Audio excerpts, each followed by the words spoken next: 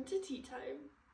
Hey guys, welcome back. Today, the tea that we're going to be talking about is the Met Gala and how celebrities use that to manipulate us. And the tea that I'm sipping on is ginger because I need to stay healthy this season. So cozy up and let's just get right into it.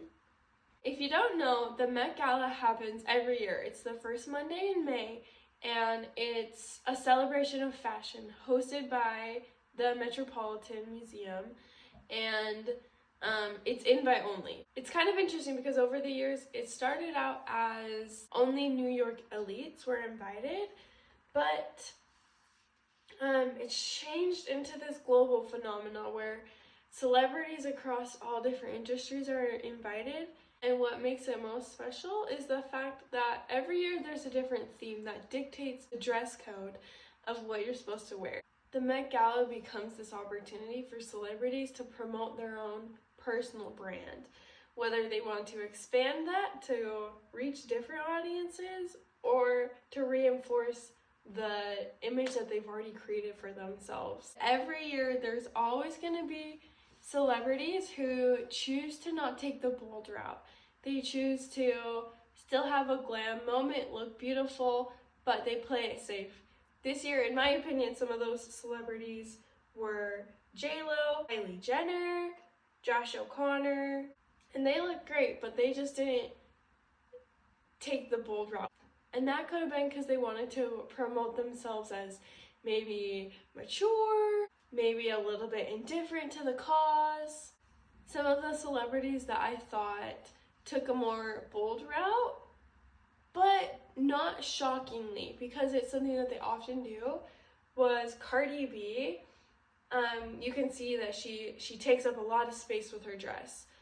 That's not socially normal in everyday life, but here, because it's okay to break social norms, it's something that was celebrated and also not that big of a shock. We also had bolder moments from Ashley Graham, Gwendolyn Christie, Mindy Kaling, Lana Del Rey.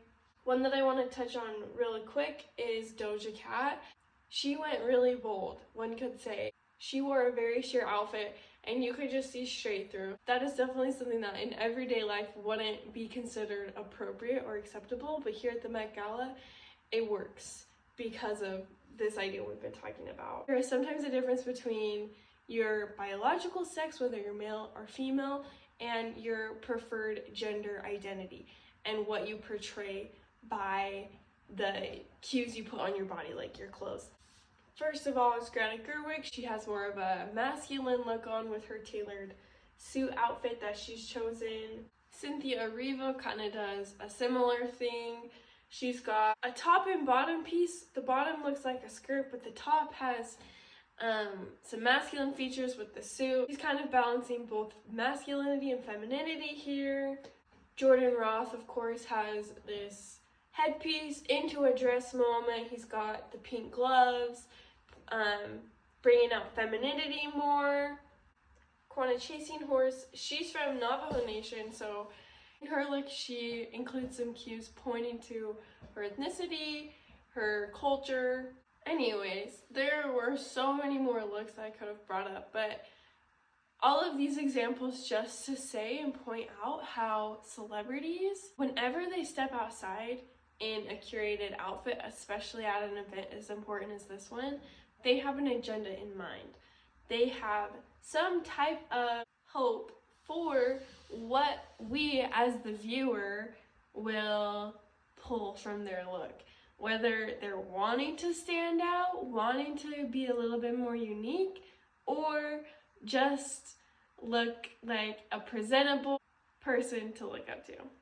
So when it comes to these nonverbal behaviors that are performed, they all signify who we are to other people. These could be things that we're wanting to portray or things that we're not necessarily wanting to, but they still sneak through anyways. If we already have a perception about a certain celebrity, like for example how we talked about Cardi B at the beginning, if she just wore something plain and boring, our impression of her that day would be really affected. So this happens on large and small scales with celebrities and with people that we know. If people do things that we already expect them to do, it doesn't really matter that much to us. If they do something different than we're thinking, then we can't rely on that stereotype anymore that we have of them in our heads. So the Met Gala attendees, if they're there and they are able to create some type of wow factor with their outfit, then I think as a society we hand them a little bit more credibility to their fame and to who they're trying to become. This can impact their likability, but whatever they choose to do, it's going to impact the viewer, us, in a way that changes or alters our mind about something or reinforces our thoughts about something, which therefore manipulates how we think about them and why we should keep liking them. Now, I know that the Met Gala is pretty out of the ordinary. It's something that pretty much none of us will ever get to attend, but we can still pull insight from the ways that celebrities are treating this opportunity that they have. Every time we take a trip out of our house, we can view that as an opportunity to promote or change our personal brand that we have.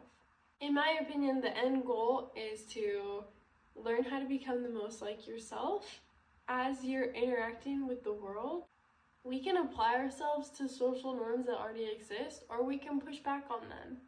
Either way, whatever you do, it's going to impact you, your identity, how you view yourself, how others view you, and ultimately your future.